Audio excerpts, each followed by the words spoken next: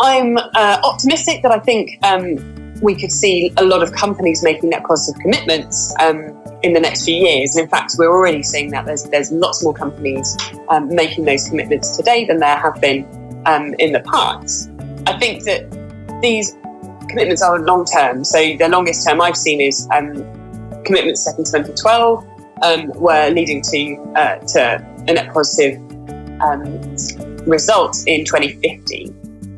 So I think that the timescales on these things are long because it's a very hard ambition. It's a very difficult ambition. There's a lot that a company needs to do and invest in and change in order to meet it.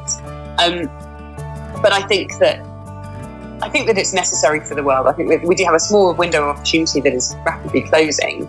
And so we need companies who are taking this on, and we need them to be acting as fast as they can.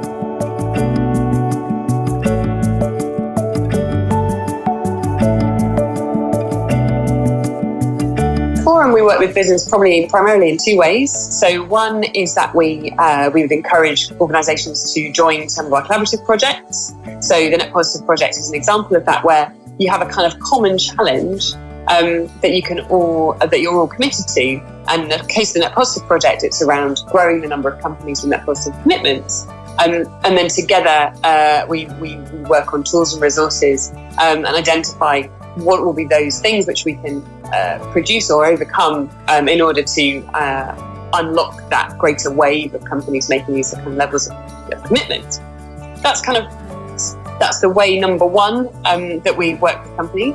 The other way that we work with companies is on a one-on-one basis. So we'll help companies to work out what does a net positive approach mean for them, and what that means in practice. What would that look like? What kinds of things would they be doing? What kinds of things would they be doing differently? And how would they be working across the systems in which they work? So how would they be working with their suppliers and their customers and perhaps even their competitors in order to tackle some of these really big sustainability challenges, which their net positive approach will draw them to. I'd really like to encourage more companies to take up a net positive commitment. So you only have to look at the SDGs to realise that the scale of change required for us to have a sustainable future is such that we need companies to be acting more, and we need them to be acting faster. And I think a net positive approach is a great way to galvanise staff and galvanise customers and peers around that greater ambition.